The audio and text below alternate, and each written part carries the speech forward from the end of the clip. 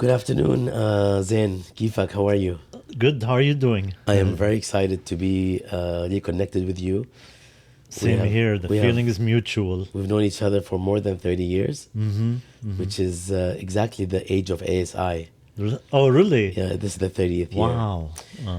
Zain, before we start, I would like you to introduce yourself and address the multifaceted aspects of your work and your life. Sure. I've been in DC, living in DC for the last 20 years as an activist, community and otherwise. I teach at 3 universities. I teach at American University, Arab World Studies. I teach at George Washington University. I teach International Affairs at the Elliott School of International Affairs, and I also teach Arabic Media at the Elliott School of International Affairs, and I teach at Georgetown. I teach Arabic language and Arab film in a spring session, and I'm a published writer and a poet also, and I have my first collection of short stories coming up. I thought that I would have a collection of poetry published before short stories, but that's I have no control over the publishing world, but that's I'm really excited about that project. I'm going to put your book cover on the screen if you can tell us a little bit about it.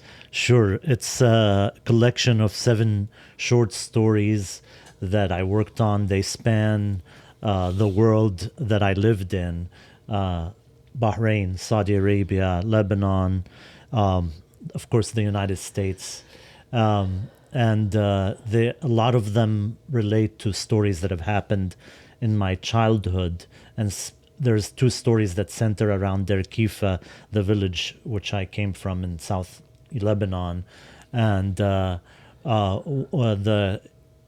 stories like one that is about a 70-year-old woman that runs out of cigarettes during the 2006 war in Lebanon, and basically has to stop a Hezbollah platoon in order that she detains them for half an hour, basically while she's asking them to get her cigarettes, urging them to get her cigarettes. There are stories like the title story, which is This How You Eat a Watermelon? It centers around basically a character that is living in Beirut, obviously, that is basically eating and drinking himself to death. And he's, in essence, he's a stand-in for Beirut itself. And there's a story that is based on my imprisonment in Bahrain. Okay, tell us about that. So I was... I don't know why I'm laughing. Yeah. Because when I tell the story about my own civil disobedience imprisonment, of which you were some sort of a part, a witness, I also smile. Yeah, and I also always tell the joke about the handcuffs. Remember when my joke? Yeah. I don't know if it's appropriate, if it's broadcast appropriate. But I love that story. Yeah. So basically, I went to high school in Bahrain, and I went to college in Saudi Arabia. And one year, in my first year of college, I wanted to return and visit my friends in Bahrain. And it coincided with what the Bahraini government called an attempted coup by the Shia majority there to take over, attempted coup on the government. And I was totally unaware of that. I came on this plane, 15-minute flight. I arrive. First day I'm there. Basically, I'm detained because I pass by the Minister of Interior's house, and I'm labeled a suspected terrorist, taken to prison, and thrown in there like all political prisoners there, without informing anybody. At the time, I had a green card. I didn't have citizenship, but my friends who were waiting for me, I was supposed to play tennis with them, who were waiting for me, just assumed that I bailed out on them. And it wasn't in the days of cell phones or anything like that. So basically, they had to search all the hospitals and the prisons before they found me. Wow. And it started a whole campaign across the way in Saudi Arabia with my family, getting together with officials from the U.S. government to try to get me out, because there were rumors that the people that were specifically in the prison that I was in, that were being taken out in the desert and being disappeared. And so they there was basically my parents were told, prepare for the worst. And so I ended up spending a week there before I was whisked away from the prison after the American ambassador in Bahrain intervened, and I was taken flown to Saudi Arabia. And wow, okay, is that for another jail? I'm just No, I was worried. I was so panicked by that time. Exactly. It's like I'd rather stay in a jail in Bahrain. Yeah. And you, of course, have probably more details in the book about this episode. Of course, yeah. The whole thing was published by Merip. That's wonderful. Yeah. Zain, today we are speaking about the adjunct world. Yes, yeah. And the new realities that are in many ways old realities of adjunct labor, which is sometimes called slave labor, but also with the emergence of new crises like the pandemic, the COVID-19 pandemic. We have yet another deepening of problems that have touched the entire academic world, not just adjuncts, but of course, because adjuncts and graduate students are sort of at the bottom of the ladder in a way, they have been hit even harder by this. My first question to you is, tell us a little bit about your own adjunct experience before you get to talk a little bit about adjunct life and adjunct experiences in this day and age in academia, virtually anywhere, in the rural or urban areas, in Ivy League schools, secondary or primary level universities. So if you can just share with us your experience first and something about the broader context of the adjunct world. Of course. So now many people aren't aware that 70% of professors across the nation are actually adjuncts, and the number of adjuncts have been increasing over the last decade in an exponential manner. And for example, where I teach at American University, 40% of the professors there are actually adjuncts, and students weren't aware until recent negotiations that we've had and actions we had on campus, that there are adjuncts, and they're not getting exactly an adjunct discount. The people don't realize a lot of times when I talk with my students, when I started negotiations with American University, which is like my primary home right now, because I started to teach Arab World Studies, and another course called Morocco Bound. So I started with American University about 4 years ago, and I'm really happy with the student body, and the course that I teach there, especially the Arab World Studies, has been a course that students say it's not just merely that they've learned a lot, it's just they find it to be life-changing. Wow.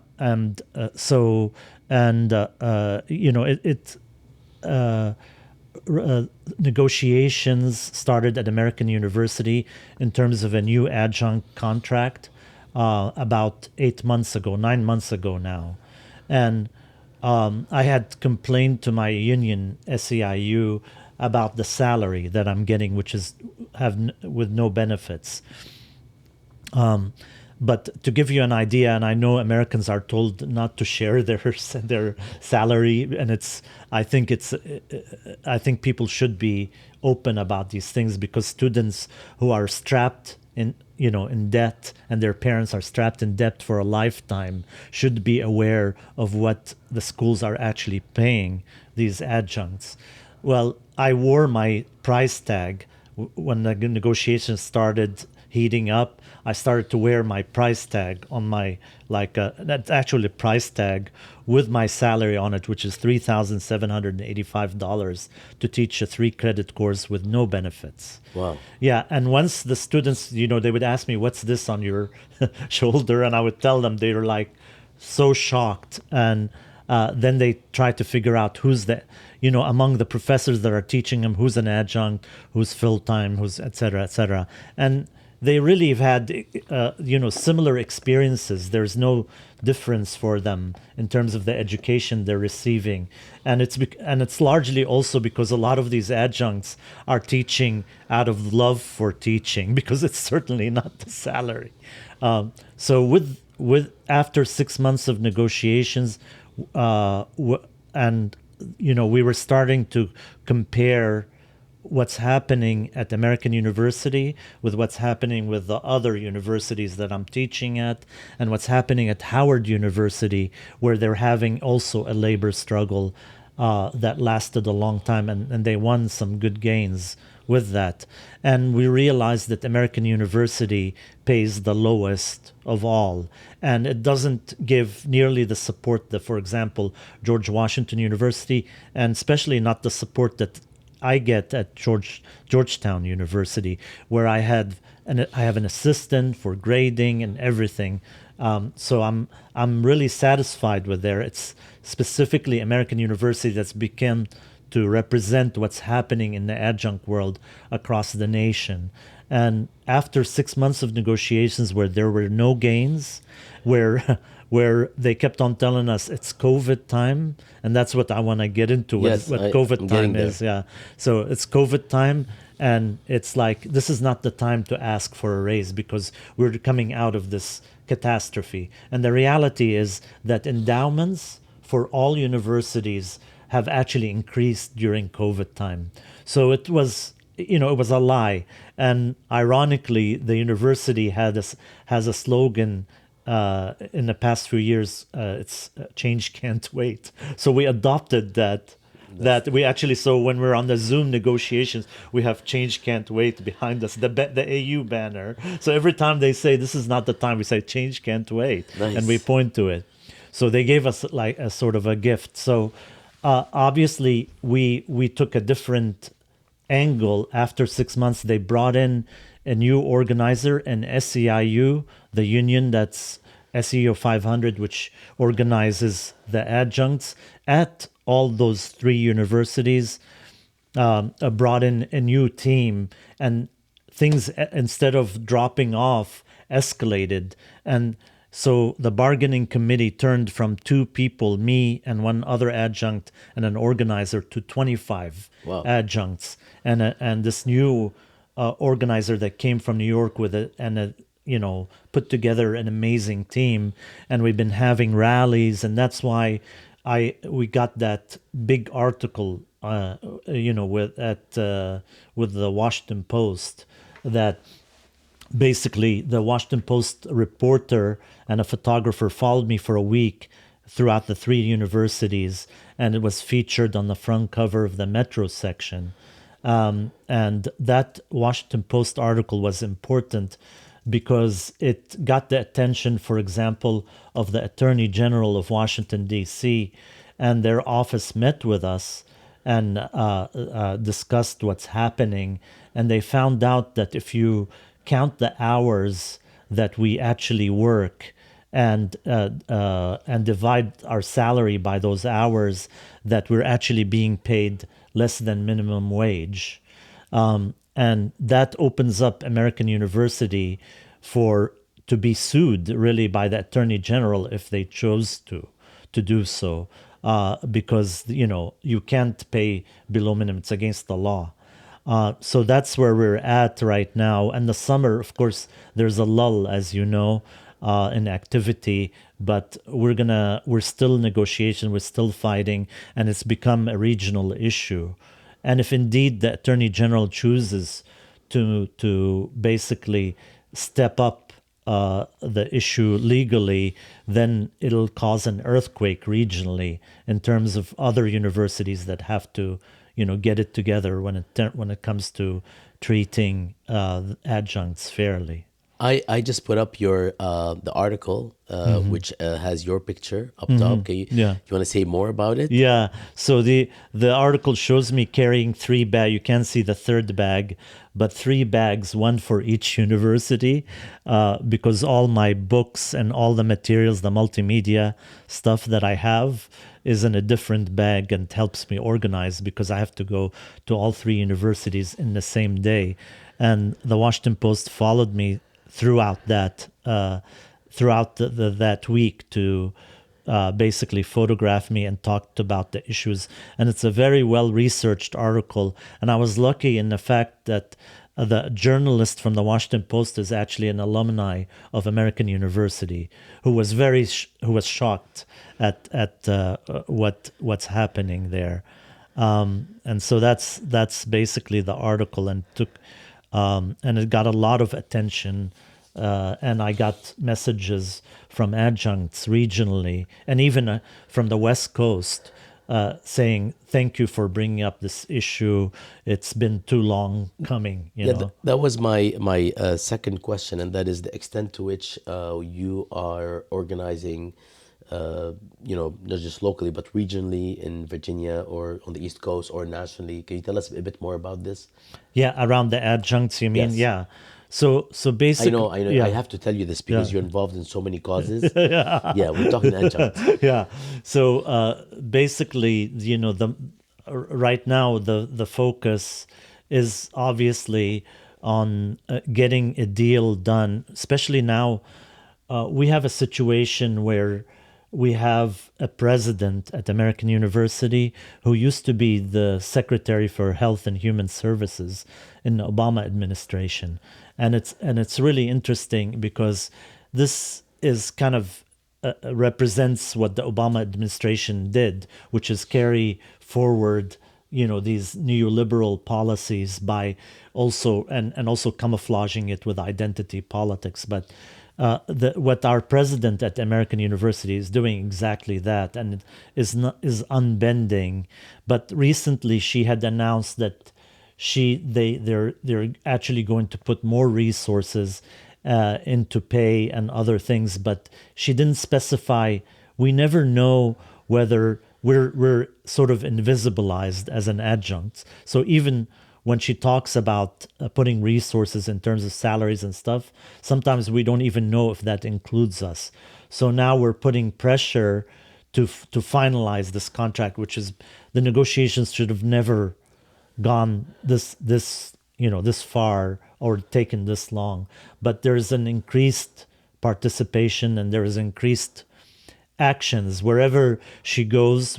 If she's going to address alumni at the Kennedy Center, and that's covered in this article, we went there to talk with the alumni and say, you're going to make donation, you've been making donations to the university, but obviously the frontline educators, these adjuncts, are being ignored by the president that just addressed you. And so we're trying to put pressure everywhere she's going, including graduations and all of these things, to get her, to force her to. She hasn't even given us 10 or 15 minutes in terms of face-to-face discussion.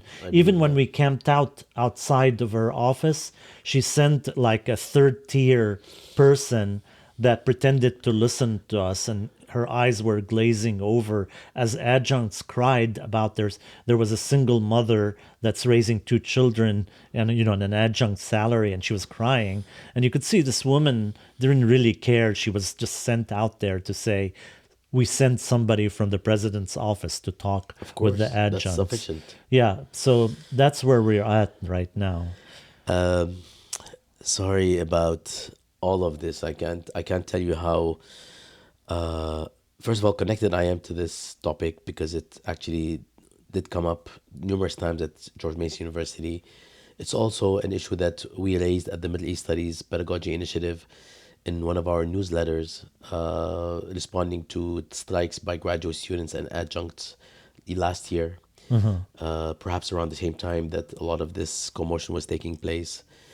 Can you tell us, Zain, a little bit about the 2021 academic year or last year, which is often called the Year of Designation, Exactly. which is something that is not just affecting academia, by the way, but it's definitely affecting academia and affecting people beyond adjunct. How has this impacted the adjunct world and adjunct themselves? Yeah, that's key. That's a key question. And one of the things that American University did is they hire a union busting firm. Wow. And They have these? Oh, of course. yes, yeah. So If there's I if was there's like, a demand, there's a supply. yeah, yeah, exactly. So they have actually a union busting lawyer that is actually heading up. His name is Lewis Cannon. I call him Loose Cannon, and he's the person. Imagine you go to negotiations, and he's the person that knows least about education and specifically higher education, but knows everything about union busting. And that's the main person that's talking with us across the table, right? And then there are people from American University administration who are sitting there meekly, listening, and he's sort of leading the way. So the most important thing that came out is that his mantra was, this is not the time to ask for a raise. Why? Because we're coming out of COVID and there was a drop in enrollment and all of this stuff. So all these excuses were lies, because first of all, the university newsletters themselves were sort of declaring that, first of all, there's an increase in enrollment. After COVID, the endowments have increased tremendously. Whatever we may say about the Trump years, the endowments have actually increased because the stocks have gone up. And so they are also raised the tuition. So it was the year. But beyond that, related to what you asked about, Bassam, is that, when they said this is not the time, I was telling you earlier that we adopted the university slogan, which is change can't wait. And we would say, no, change can't wait. We have to have this change, this correction soon. And when they kept on persisting with this mantra, we reminded them that 2021 was indeed called the year of resignations and the year of worker strife in general. And what I mean about that, most people know now that the first Amazon hub was organized in the wake of that year. It came out of that kind of organization. Yeah. And now we have all these Starbucks, unheard of, unionizing left and right. But also, I always think of Arundhati Roy during COVID and during that year, writing this essay called "The Pandemic is a Portal," and she's always been, she's always thought dialectically. For those of you who don't know, she's the Indian author and activist, that won the Pulitzer Prize for, God of Small Things and so on. But she's an amazing thinker. She thinks dialectically about things and takes a catastrophe and tries to find a way how to flip it, how to turn the catastrophe into an opportunity. And with the pandemic, she thought of the pandemic as a portal. And I thought about this for a long time because the negotiations were going as Arundhati Roy released this thing. And what she's saying is basically that it's an opportunity to leave things behind and an opportunity to adopt things that helped us get through this and carry it through that portal. Nice. And yeah, so when we gathered, when we huddled as adjuncts and organizers outside of the negotiations, I brought up this issue and I say that we actually have to call it the year of change. And why is there? We talked a lot about why this year, why did this happen? And some of what came out is the fact that people kind of stepped out of the rat race.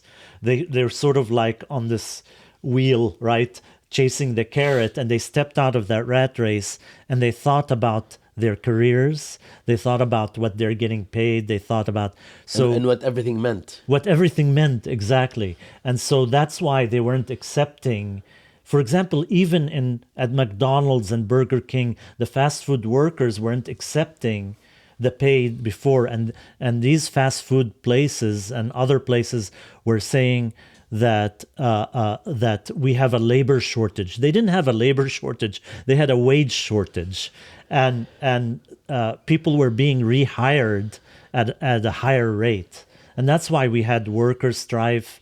That's why we had more organizing happening during COVID.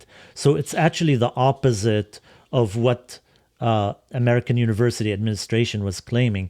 It was the year to do it, and there's worker strife, and that they should have been concerned about that, but they're really out of touch, and especially when you have a union busting lawyer. Imagine what they've paid that firm for the last 8 months. They could have paid the raise we're asking for just from what they've paid a firm to negotiate for. Except that from their point of view, they would have to do it every year. Exactly. They'd have to do it. It's a matter of control. Yeah. Absolutely. Yeah. Can you? There's a lot to discuss here, but I'm also aware of the time. We're trying to keep this to a particular time. But what can we expect on the horizon? My question to you as an organizer and long-time activist, as an author, as a writer, you also work on film, I know that, and you gave a talk on film and cinema at George Mason, and so on and so forth. With all of the hats that you have, you must have a good sense of these things. In terms of the horizon for the future, can the adjunct situation be dealt with properly without a broader movement about labor in general? No. That's my question. No, it can't be. And what you see now is the way, for example, SEIU had a beginning that's very radical, that was very grassroots based. And a lot of the unions have fallen into kind of business unionism, which is basically just trying to get more members, right? And not really fighting to increase wages and stuff. And this has changed because workers are not putting up with that anymore. And I think that when you see at like SEIU, when decades ago, they would actually work with the parking attendants union and other workers in DC to do on-the-ground actions that really brought attention to the rights of, for example, janitors that are working in the city. You know, there was a campaign, Justice for Janitors. It was historic. It changed everything. They thought it was a pivotal moment in labor history in the United States, and it was. But you know, with SEIU, you had things like basically we would. I was participating in supporting these demonstrations, and for example, when they took money away from schools and gave it to the real estate millionaires in Washington, D.C. that year, they took $10 million from the schools and gave it a tax cut to one guy there. Wow. The SEIU and the parking attendants and the Justice for Janitors, they organized a demonstration which actually attracted all the police to us. We were in the one that's supposed to attract them away from 14th Street Bridge. And then on 14th Street Bridge during rush hour, they brought in a bus load of activists, and they blocked the 14th Street Bridge during rush hour. They actually moved sideways like this and began to unload and set up a makeshift classroom on the 14th Street Bridge to bring attention to that.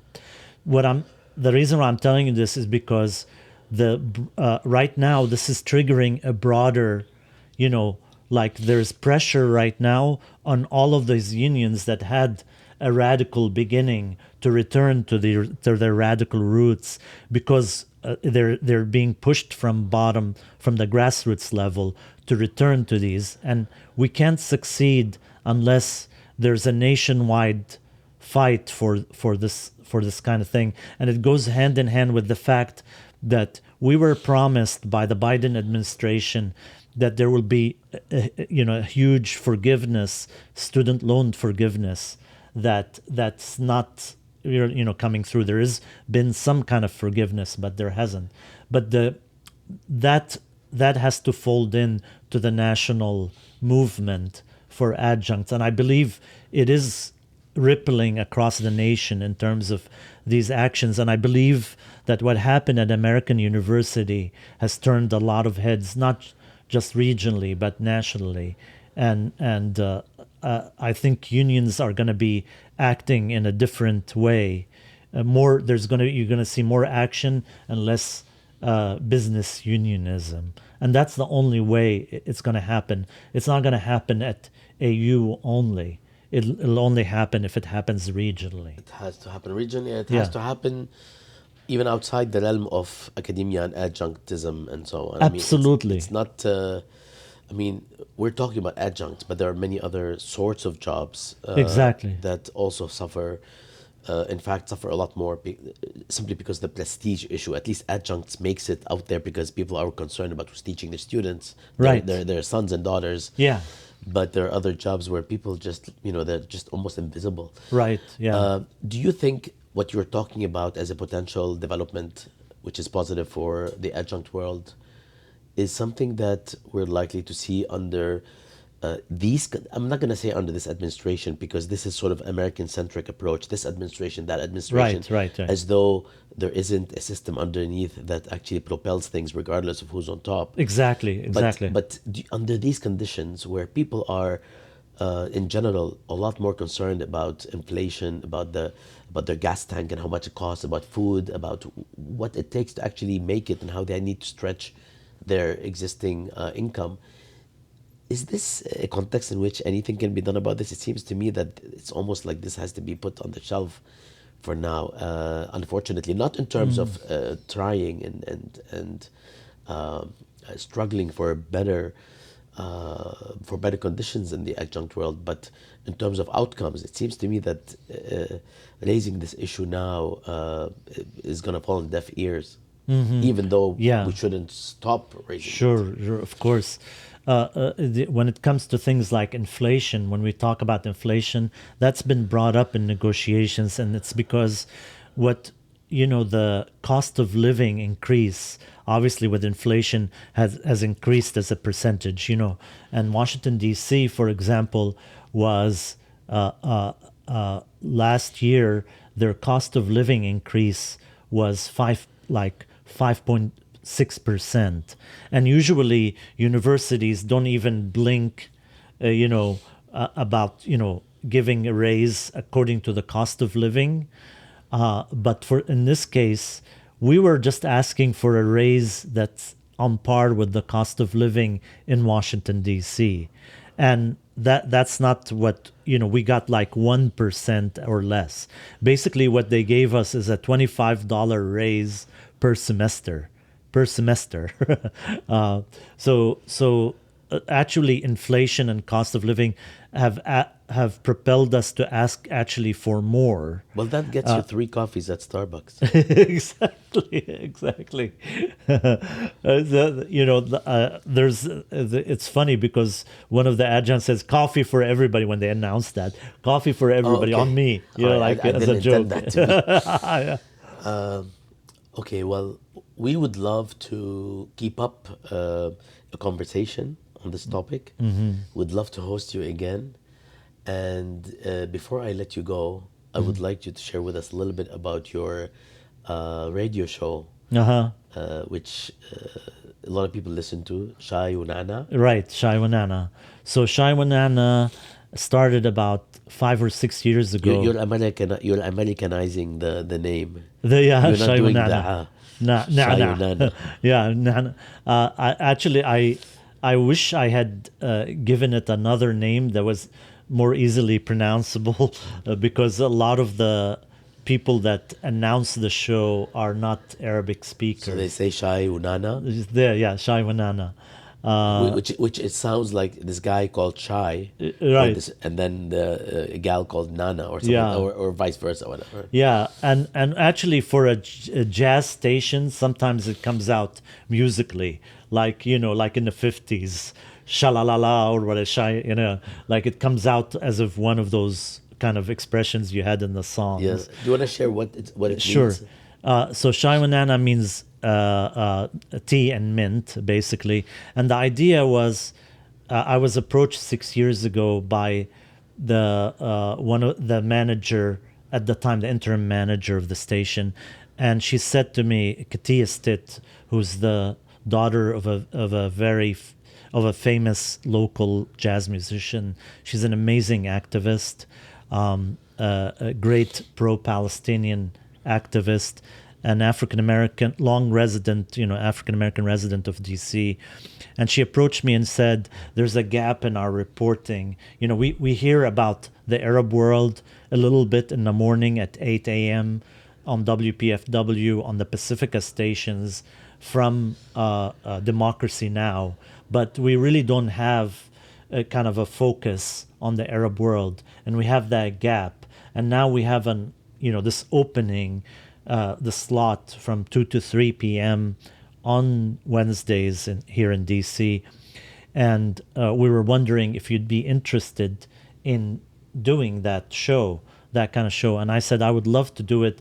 And the way I would do it is that to balance it between politics and culture.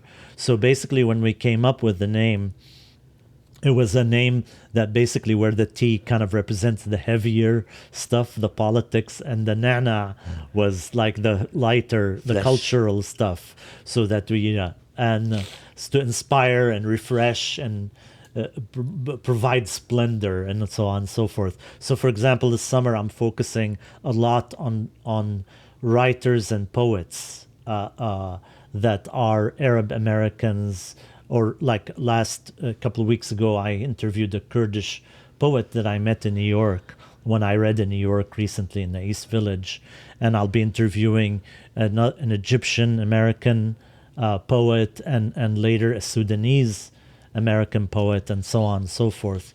And also we cover stories because we follow Africa Now that also connect, because we have, as the Arab world has North Africa, we have Africa also like transitioning sometimes. So, for example, there's a news story, and I don't know how much you've heard about it, but it's the Maasai tribe is being evicted right now in Tanzania. Because the Emiratis want like a playground for game, which is perfectly hunting. Reasonable to evict human beings because you'd like a playground. Yeah. So the government is actually killing them, and also planning to evict 70,000 Maasai Warriors. Wow. These are people who are sent off at age 12 to bring in a lion or for their ceremony, for their. They actually have to. Every Maasai warrior has to do this at age 12 when they become a man. So of course they're fighting back, but they're fighting back with spears and such. So it ties with the Arab world because it's the Emiratis that are causing this issue, right? And so I'm about to interview, for example, Sudanese activists that are trying to get the story out because they're, the Tanzanian government's trying to do this in the stealth of the night. And as you know, like the Maasai Warriors sometimes is a stand-in for the African continent because they advertise that it's an exotified kind of face of Africa, right? Yeah, and so those are the kinds of shows, and I play a lot of times when I interview people. I would ask them, what kind of music do they like? What are they listening to? And I would play that music. So it's literature, music, and personalized. And news. Yeah, and our slogan is unspinning the news and spinning the tunes. Nice. Nice. It sounds like the Fox News slogan. No spin, of course. No spin. Zain, I have one more quick question before I let you go.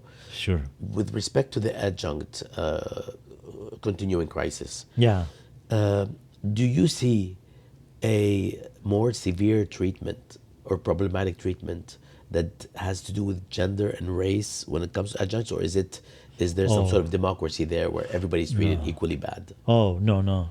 there is definitely more accentuated, definitely people of color and women. When you talk about, especially when like universities might use student evaluations, which are a lot of times arbitrary, you could see how students evaluate, according to gender. For example, there was a study by the Chronicle of Higher Education that showed that students tend to mention the professor's appearance only when they're evaluating a woman, right, that's teaching, a female professor. Which is customary, actually, even with tenured professors. Yes. And so that crosses the line. Yeah, and that's been coming up in negotiations where adjuncts of color are obviously, they're being paid less, and also like at American University and all, especially for Arab adjuncts, for Arab professors, like I have a Palestinian colleagues that are under constant attack. I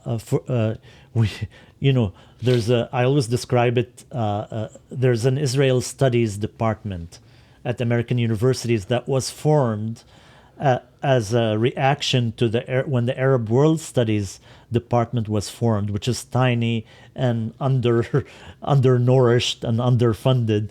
A lot of like people on the board of trustees and other places said, well, we have to have the other voice, the Israel Studies. Of course, when the Israel Studies was put together, they funded, there was a lot of money, it has a lot of resources, but more importantly, it became a place to attack the Arab World Studies. It's almost like this bird that the cuckoo bird that basically lays its eggs in another bird's nest, and when the hatchlings hatch, they knock out the native eggs and start to thrive in that nest. That's the same thing that happens. So, but fortunately, we have directors and the chair person in our departments are very supportive, and they kind of buffer these attacks. So when we wanted to hold a discussion on Palestine, there was a lot of messages coming in from the higher up in the administration questioning this event or asking for copies of the event, and we knew it was coming from people that are funding the Israeli Studies Department and so on and so forth, that are on the board of trustees or otherwise. So we have, in addition to the gender factor, in addition to the race factor, specifically, Arab professors, political factors. We're constantly, on our toes because we have to be, because we're constantly being attacked, or like, for example, I have a colleague that basically assigned a reading that basically talked about the children, Palestinian children, the number of them that are being arrested, underage children, and there was a formal complaint about her that she was propagating blood libel conspiracies, in an anti-Semitic way. Obviously, when we talk about blood libel, we talk about these old anti-Semitic tropes about Jews drinking the blood of children and so on, so which is where they got from the prisoner issue to the blood libel is but the colleague had to take it seriously. Unfortunately, she had the whole department behind her and managed to defend herself. But so all these things are factors. Gender, race, and politics and maybe ethnicity. I mean, and it's probably not confined to Arabs, because I understand in Hindu studies there's a very, very strong movement that sanctions people who are critical of what's going on in India. Right. So there's also a dimension that is growing rapidly. Um, Zain, thank you so much for this really insightful, quick conversation. I hope that we can speak with you again soon. I hope under better circumstances, although I am not going to hold my breath for the time being. Welcome to our podcast, and I wish you the best. Would you have any closing words? Thanks so much. It's such a pleasure. And I love the opportunity of reuniting with you again. I haven't seen you for so long. And Same here. yeah, Same here. no, it's been my absolute pleasure to be here. Shukran, Habibi. And I will close with a quick image that has to do with your book.